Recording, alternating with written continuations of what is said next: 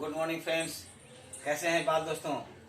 मुझे उम्मीद है कि आप सब लोग बहुत ही बेहतर से होंगे, अच्छे से होंगे, मन लगाकर पढ़ते होंगे और हमारे देश का नाम रोशन करने के लिए आप तैयार होंगे। तो दोस्तों, आज जगतदल माँ भगवती मॉडर्न स्कूल के इस ग्रामर के डिजिटल क्लास में आप सबका एक बार फिर से हार्दिक स्वागत और अभिनंदन। दोस्तों, आज हम आप लोगों को जो ग्रामर का जो चैप्टर लेकर के आए हुए हैं वो चैप्टर बहुत इंपॉर्टेंट है, क्योंकि इस चैप्टर को मिस करेंगे तो आपसे डिग्री कभी नहीं हो सकता। डायरेक्ट माई गारंटी, मैं डायरेक्ट साथ कर सकता हूँ कि आप कभी भी डिग्री नहीं बना पाएंगे, क्योंकि डिग्री का मेन जो बुनियाद है, जो जड़ है, वो आज आप लोगों को मैं देने जा रहा हूँ और इसी के ऊपर में डिपेंड करेगा आपका डिग्री ऑफ कंपैरिजन।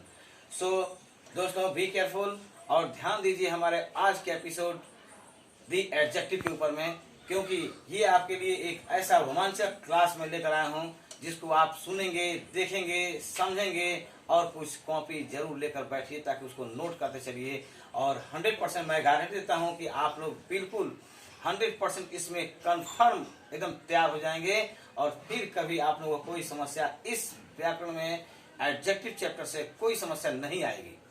तो एक छोटा सा मेरा रिक्वेस्ट है दोस्तों कि हमारे चैनल को आपको सब्सक्राइब कीजिए, लाइक कीजिए, कमेंट कीजिए, शेयर कीजिए और छोटा सा घंटी का निशान दबाना बिल्कुल मत भूलिए, क्योंकि मैं हमेशा अपडेट आप लोगों को देता रहूंगा। हमेशा अपडेट आपके पास, अपना एक नया अपलोड वीडियो आपके पास सेंड करता रहूंगा, भेजता रहूंगा। अपलोड मैं जैसे करूंगा, बेल आइकन दबाएंगे, वैसे ही अपलोड मेरा वीडियो आपके पास आ जाएगा। इससे नो डाउट आप बिल्कुल सब्सक्राइब करेंगे और उसी तरह से बेल आइकन भी दबाएंगे। तो आज हम स्टार्ट करने जा रहे हैं दोस्तों एडजेक्टिव। एडजेक्टिव का सबसे पहले आपको डिफिनेशन देंगे, परिभाषा। हिंदी में परिभाषा कहते हैं, इंग्लिश में डिफिनेशन कहते हैं।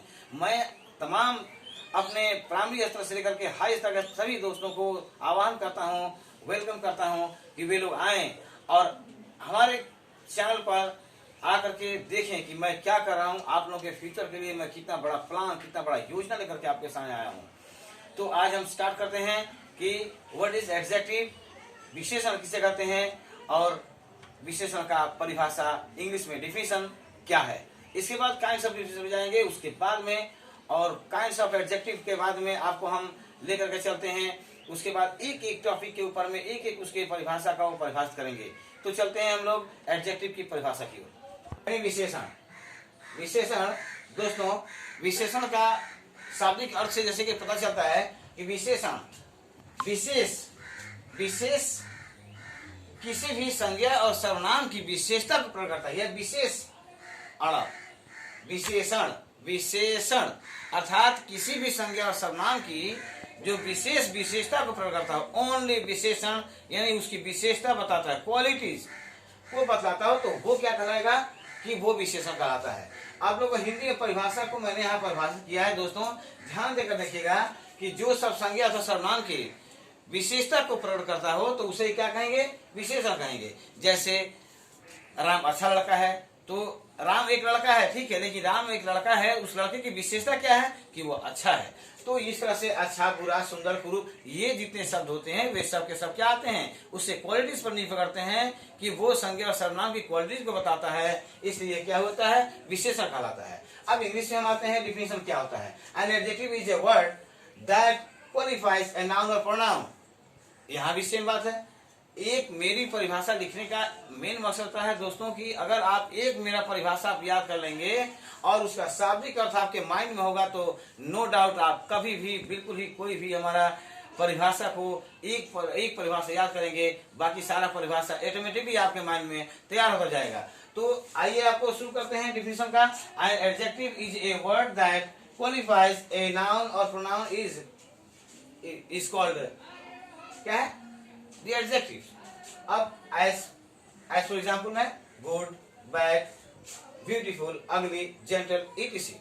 अब आते हैं दोस्तों काइंड ऑफ एडजेक्टिव्स के ऊपर में। तो कि काइंड्स ऑफ एडजेक्टिव कितने हैं, तो अब स्टार्ट करते हैं काइंड्स ऑफ एडजेक्टिव।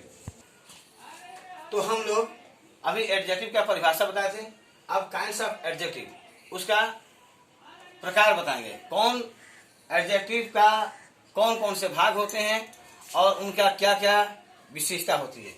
तो सबसे पहले हम इनका परिचय दे दें कि कौन कौन सा है, क्या क्या नाम है। तो काइंड्स ऑफ एडजेक्टिव ये टोटल मिलकर के 7 प्रकार के होते हैं। असल में काइंड ऑफ एडजेक्टिव 7 होते हैं, लेकिन हम आपको बताएंगे कि ये 9 हो जाएंगे। ये 7 ही 9 होंगे, वो सब के बारे में बताएंगे, आपको एक एक करके बताएंगे। दोस्तों अपना एकदम माइंड को कॉन्सेंट्रेट कीजिए और हमारे क्लास के ऊपर ध्यान दीजिए। एडजेक्टिव ऑफ क्वालिटी, गुणवाचक विशेषण। दूसरा है एडजेक्टिव ऑफ क्वांटिटी, परिमाणवाचक विशेषण। तीसरा है एडजेक्टिव ऑफ नंबर, संख्यावाचक विशेषण। अब ध्यान दीजिए दोस्तों, हमने क्या कहा? Adjective of quality, adjective of quantity, adjective of number. अब एडजेक्टिव ऑफ नंबर के 2 भाग हो जाते हैं। एडजेक्टिव नंबर 2 प्रकार से सामने में पेश किया जाता है।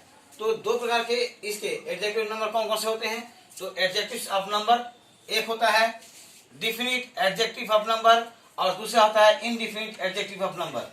ये एडजेक्टिव ऑफ नंबर के 2 भाग हो जाते हैं दोस्तों। तो डिफिनिट एडजेक्टिव ऑफ नंबर और इनडिफिनिट एडजेक्टिव ऑफ नंबर।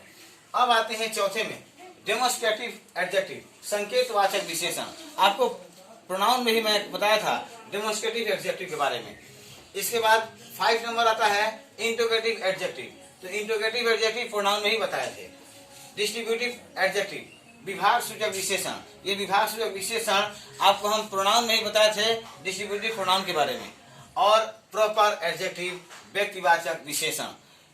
तो इस तरह से ध्यान दीजिएगा, adjective of quality 1, adjective of quantity 2, adjective of number 3, demonstrative adjective 4, interrogative adjective 5, distributive adjective 6 और प्रॉपर एडजेक्टिव हुआ 7। लेकिन एडजेक्टिव ऑफ नंबर के 2 भाग होते हैं, डिफिनिट एडजेक्टिव ऑफ नंबर और इनडिफिनिट एडजेक्टिव ऑफ नंबर। इस तरह से कुल मिलाकर के ध्यान दीजिएगा 1 2 3 4 5 6 7 8 और 9, 1 2 3 4 5 6 7 8 एंड 9। इस तरह से टोटल मैं आपको 9 एडजेक्टिव के प्रकार के बारे में आपको एक एक करके मैं पूरा आपको बताऊंगा। तो सबसे पहले दोस्तों, जो हमारे वीडियो को आप देख रहे हो तो कम से कम एक कॉपी और कलम लेकर बैठिए, ताकि मैं वर्बली जो बोलता हूं और प्लस में जो बोर्ड पर लिखता हूं कुछ मेन टॉपिक को आपको नोट करने में सहूलियत मिले, सुविधा मिले। तो हम आते हैं अब नंबर 1, एडजेक्टिव ऑफ क्वालिटी क्या है। तो एडजेक्टिव ऑफ क्वालिटी का सबसे पहले हम परिभाषा लिखेंगे, हिंदी में भी लिखेंगे, इंग्लिश में भी लिखेंगे। उसके बाद परिभाषा से परिभाषित करेंगे, उसके बाद कुछ एग्जाम्पल्स आपको बताएंगे। तो आइए चलते हैं हम लोग एडजेक्टिव ऑफ क्वालिटी की ओर, यानी गुणवाचक विशेषण किसे कहते हैं। What is adjective of quality का परिभाषा से परिभाषित करेंगे। तो दोस्तों नंबर 1 आता है adjective of quality. Adjective quality मतलब गुणवाचक विशेषण। गुणवाचक विशेषण में क्या कहता है कि किसी भी नाउन या प्रोनाउन का गुण या दोष को प्रकट करता है। पॉइंट नोट कीजिएगा, किसी भी नाउन या प्रोनाउन का गुण या दोष को क्या करता है? प्रकट करता है। तो जो विशेषण किसी भी संज्ञा और सर्वनाम के गुण या दोष को प्रकट करता है, मेन टॉपिक इसको दिमाग में बैठा लीजिएगा। गुण या दोष को जो विशेषण प्रकट करता हो तो वह क्या कहलाएगा? गुणवाचक विशेषण कहलाएगा। एक्चुअली उसका नाम यहाँ पर है ही गुणवाचक, यानी गुण, उसके गुण और दोष को प्रकट करता हो तो उसे क्या कहेंगे? गुणवाचक विशेषण कहते हैं। दोस्तों इससे आसान कोई कायदा नहीं है। तो गुणवाचक विशेषण के नाम से स्पष्ट होता है कि जिससे गुण या दोष, किसी भी संज्ञा और सर्वनाम के गुण या दोष प्रकट होते हैं तो उसे गुणवाचक विशेषण कहते हैं। जैसे मनोज नई कार खरीदता है, तो मनोज क्या करता है? मनोज क्या है? संज्ञा है। कार क्या है? संज्ञा है। खरीदना क्या है? वर्ब है। लेकिन नई जो कार है, ये नई किसके लिए, किसका गुण प्रकट करता है? इस कार का।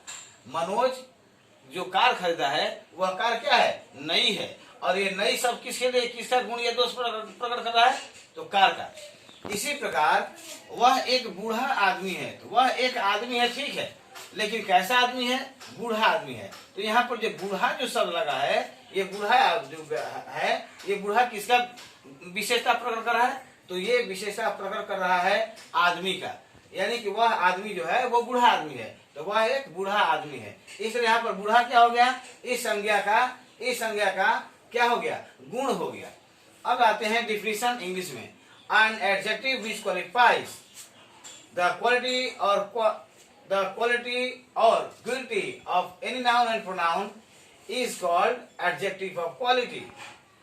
अगर कोई विशेषण किसी भी संज्ञा और सर्वनाम के गुण को प्रकट करता हो, क्वालिटी वो गुण को प्रकट करता हो तो ठीक है। और अगर गिल्टी को सिद्ध करता हो तो गिल्टी अगर सिद्ध करता है यानी दोष को प्रकट करता हो तो उस स्थिति में कि उस संज्ञा और सर्वनाम के गुण और दोष को प्रकट करने वाला क्या कहलाएगा? एडजेक्टिव ऑफ क्वालिटी कहलाएगा। अब जैसे he is an old man, यहाँ ही इज ए मैन ठीक है, लेकिन मैन कैसा मैन है? तो he is an old man है, ये बूढ़ा आदमी है। मनोज ब्राउट न्यू बाइक, यहाँ बाइक खरीदता है लेकिन वो बाइक कैसा है? न्यू है, नई है। ये नई शब्द क्या है? ये बाइक का विशेषता को स्पष्ट करता है, प्रकट करता है। The bike is good etc., bike है ठीक है, नहीं बाइक कैसी है? तो अच्छी है। यहाँ पर द बाइक इज गुड यानी गुड जो है वो बाइक की विशेषता प्रकट कर रहा है, विशेषण के रूप में यहाँ पर आया हुआ है। अतः बाइक की विशेषता क्या है? कि बाइक अच्छी है।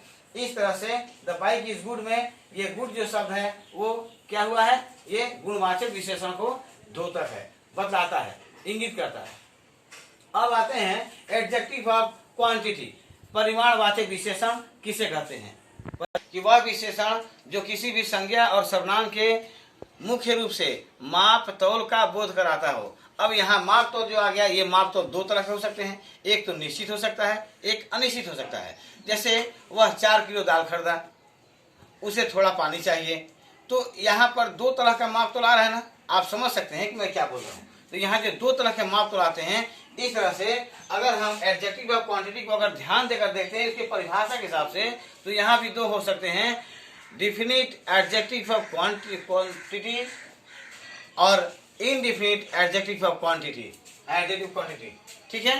तो डिफिनिट क्वांटिटी ऑफ एडजेक्टिव और इनडिफिनिट क्वांटिटी ऑफ एडजेक्टिव, यानी इसके भी दो भाग हो सकते हैं। मैंने पहले क्या था 9, ये 2 अगर कर देंगे तो 11 हो जाएगा, क्योंकि ये आपका हम विजन क्लियर करने के लिए बता रहे हैं दोस्तों। अतः जो विशेषण शब्द किसी वस्तु की माप तौल तथा मात्रा का ज्ञान कराता हो उसे क्या कहेंगे? परिमाणवाचक विशेषण कहते हैं। जैसे मेरे पास काफी पैसे हैं, काफी अनाज है, मुझे थोड़ा सा पानी चाहिए, बाजार से 4 किलो मैं दाल खरीद कर लाया, ये वगैरह वगैरह। इस तरह का जहां पर परिमाण की बात आती है, that is introduce only about the adjective of quantity. अब हम इसका डिफिनेशन लिखते हैं, तो डिफिनेशन कैसे लिखेंगे? कि an adjective which qualifies the measurement of any noun and pronoun is known as adjective of quantity. अब यहाँ पर मेजरमेंट की बात आ रही है, इस पॉइंट को आप विशेष रूप से नोट कीजिएगा दोस्तों। ये मेजरमेंट जो दे रहा है, ये मेजरमेंट क्या है? मेजरमेंट दो तरह के होते हैं, एक हम अंदाज से बोल रहे हैं, दूसरा क्या होता है कि हम निश्चित मापते हैं, 4 किलो है, 2 किलो है, 5 किलो है, 7 किलो है। तो इस तरह से, तो अब इसके हिसाब से हम आपको अगले वीडियो में बताएंगे नेक्स्ट बाकी शेष पार्ट के बारे में, यानी ये मेजरमेंट के हिसाब से जो 2 भाग होते हैं उसके बारे में चर्चा हम अगले वीडियो में करेंगे। और बाकी जो 5 भाग होते हैं उनके बारे में भी हम डिटेल में बताएंगे दोस्तों। तो ये वीडियो कैसा लगा हमें कमेंट में जरूर बताएं। और ये मेजरमेंट का ये an adjective which qualifies the measurement of any noun and pronoun is known as adjective of quantity. तो ये आपको कितना समझ में आया, क्या हुआ? फिर इसमें हम एग्जाम्पल जो दिए हैं कि देयर बाय लिटिल मेक, ये लिटिल जो शब्द है ये इसमें का विशेषण हो जाता है। आई हैव सम वाटर, यहाँ पर सम जो है वो विशेषण हो जाता है। राम हैज मच मनी, यहाँ पर मच जो होता है वो इसमें इस हिसाब से उसका विशेषण होता है। तो अगले वीडियो में हम आपसे फिर बहुत जल्द मिल रहे हैं और उम्मीद करते हैं कि हमारा ये वीडियो आप लोगों को जरूर से जरूर पसंद आया होगा, आप लोगों के लिए फ़ायदेमंद होगा और आपकी ज़रूरत की चीज़ है दोस्तों। इसलिए हमें कमेंट में लिखें कि ये कैसा रहा, अच्छा, खराब, या कुछ उसमें और तरह की बात है, कुछ और चेंजिंग की आवश्यकता है, वो मैं दूंगा। तो बहुत बहुत धन्यवाद, थैंक यू सो मच।